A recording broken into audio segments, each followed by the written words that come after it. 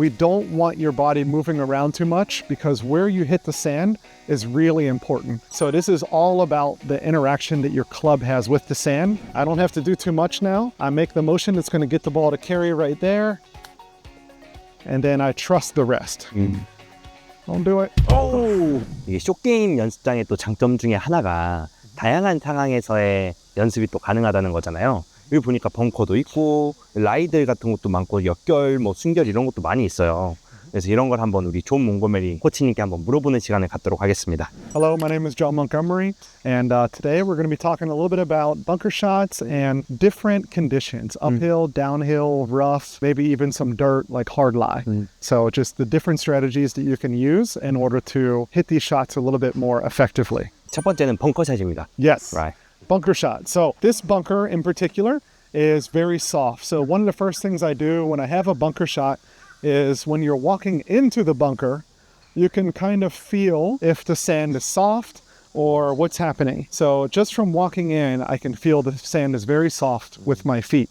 And then from there, once you dig your feet in, you can feel what's underneath that layer. And so this one continues to be soft. So right then and there, we have a certain technique that works much better for really soft bunker shots. And that's what I want to tell you today.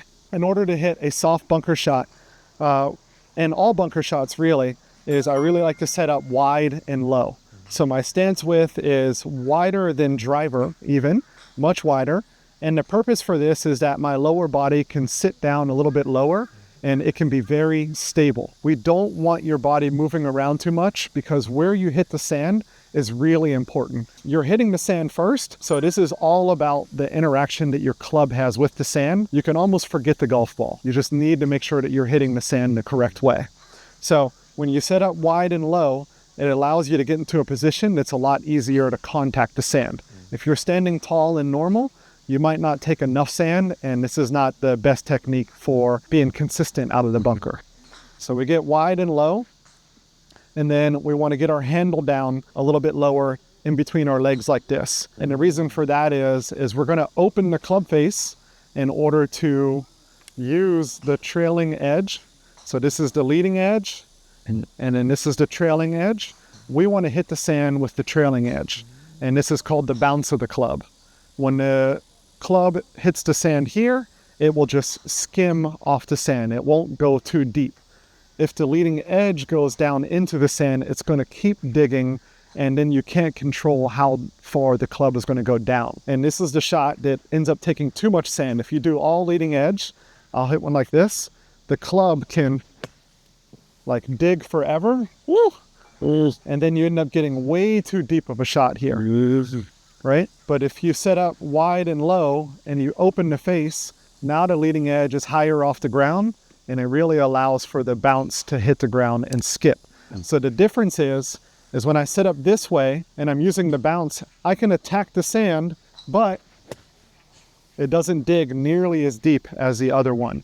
So this allows the club to get in the sand and then come right back out a lot faster, which makes it a lot easier to keep the speed and make sure that your ball goes far enough. Okay? That's just kind of the base of the setup there. Once we get here, wide and low, face open, and then the handle down. All right? The handle down is an important aspect because if I go this way, when the face is open, you can see it's going to be pointed more to the right.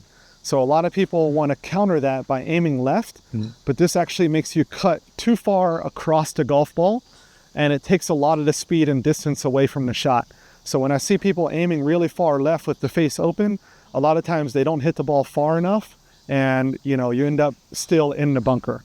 So you want to make sure that you're set up more square, and with the face open, if you lower the handle, you're actually starting to aim the face more left. Okay? So even with the face wide open, if I get the handle lower, it's going to make it easier for the ball to start on line. So that's why it's important to get wide and low, because now I can make a normal swing with a neutral club path and the ball will go straight, even with the face open. Okay, so now let's get in here. I'll take my setup, more standard.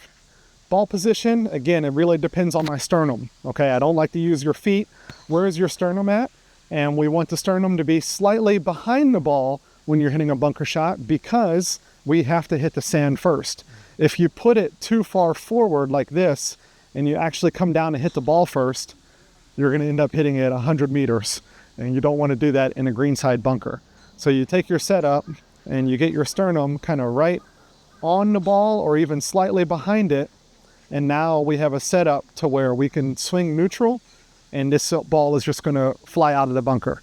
So I'm here in motion. We need to create a lot of wrist hinge so that we have enough speed for the shot.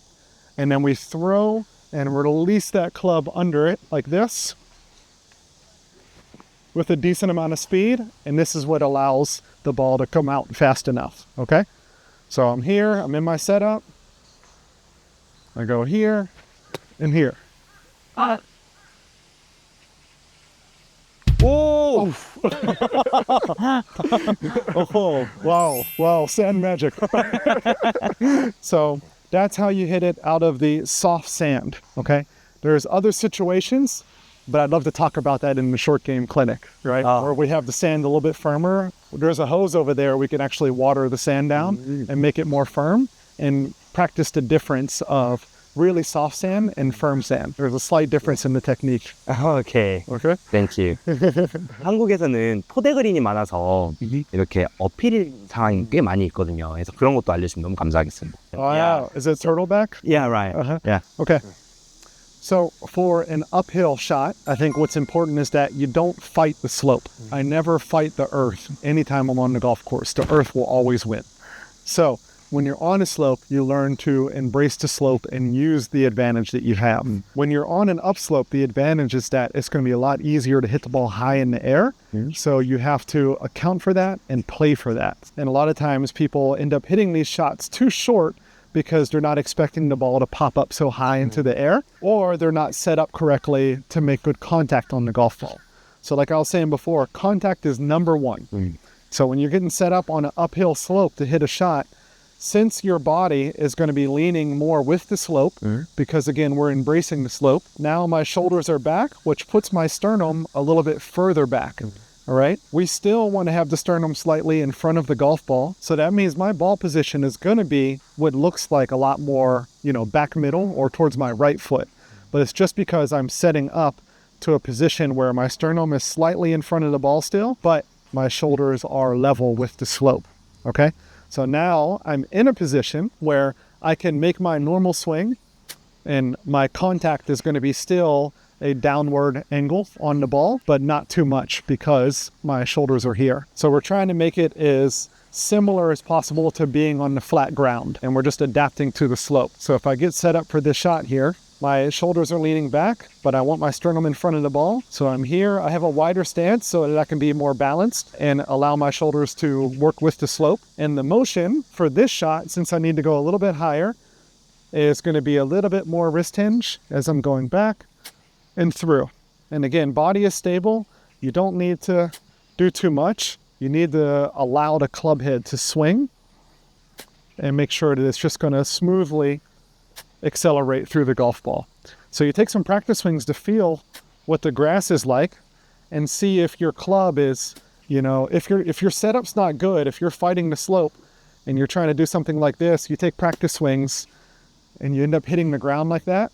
That's not good. That means you need to adjust your setup. And same thing, if you're setting up here and you're doing it too extreme and you can't get to the ground, you know that your setup is also not in the right position. So the practice swing is really you trying to calibrate your body and yourself to be able to make a clean, thump on the ground, but not dig too deep. And again, this is going to ensure that the contact is going to be good, and it's going to make it a lot easier to predict how the ball is going to come out.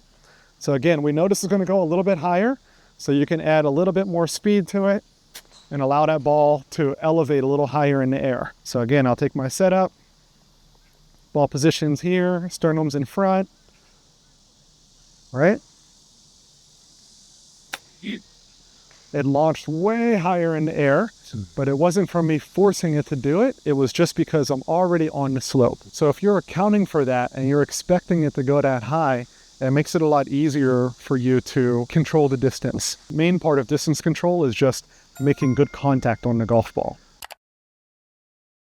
You can use the lower loft. And I think that would depend on the situation. If the pin is further away from you and there's a lot of green to work with, then you would use lower loft in order to allow the ball to release and roll a little bit more, to have the appropriate trajectory that allows the ball to roll up to the hole. But if the green is firm or is downhill or the pin is really close, you're better off choosing the higher loft and then allowing that shot to go much higher in the air so that the ball will stop in the appropriate time. So it really is situational. Again, some people get on the slope and they do it more like, ball position back, shoulders level, and hands really forward, and kind of, hit a much lower shot like that.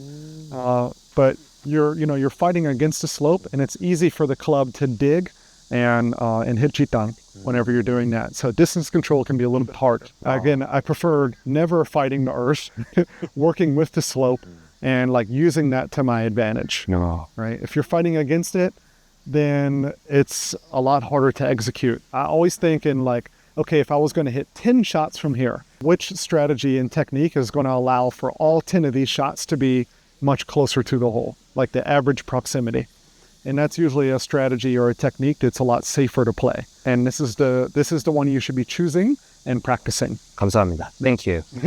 Okay, so when it comes to hitting off of the downslope, again, the same rules apply. Contact is number one. We don't want to fight against the slope, so we need to take a setup position that allows us to embrace the slope.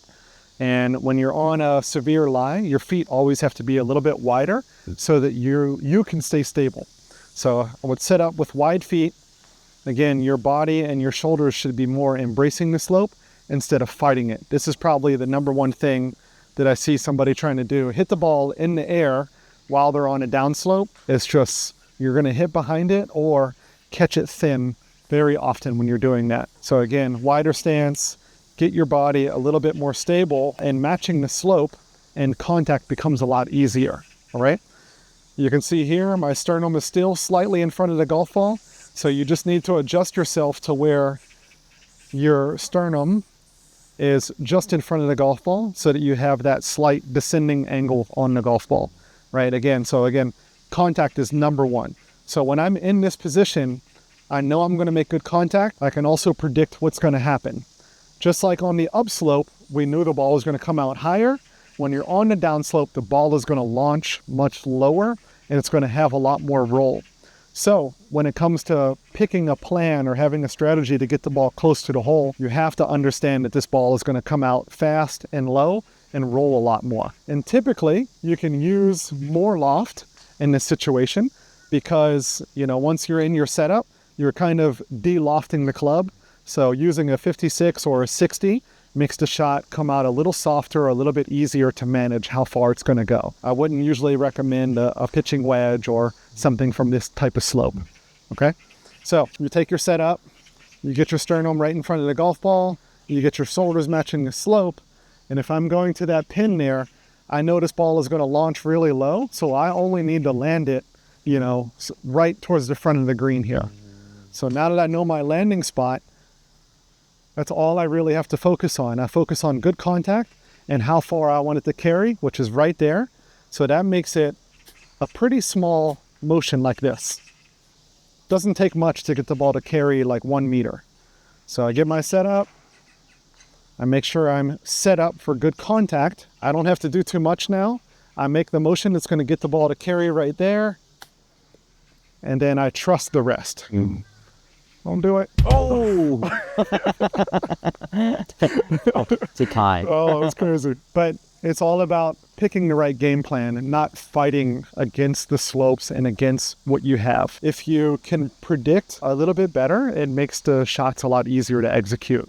I know the shot's going to come out low, and that means it's going to roll more. So you just have to choose a plan and a strategy that works with that. It only becomes more difficult if you're trying to hit the ball really high from a downslope or trying to hit it really low from an upslope. Work with the earth, don't fight against it. And your predictability becomes a lot easier. And therefore, your execution rate goes up a lot higher. 네, 감사합니다. On September 5th, we're going to have a short game class here. It's going to be 5 hours total, but we will have a little break for some snack or lunch. Basically, we're going to be going over chipping, pitching, putting, bunker, and then I want to save a lot of time for Q&A because I know there's a lot of questions regarding all the different situations that we can come up with here. So I'm really looking forward to the Q&A part because I know people bring a lot of good questions and really curious about, a lot of different situations and what hand they should be using and anything like that. So I love those type of questions. So would love for you to join us. You can click the link in order to sign up. 쇼게임 클래스 제가 고정 댓글에 링크 달아둘 테니까 거기 오면 이제 모든 것을 다 배울 수 있거든요. 5시간 동안 진행하기 때문에 관심 있으신 분들은 한번 클릭해 주시면 감사하겠습니다. 감사합니다. 감사합니다.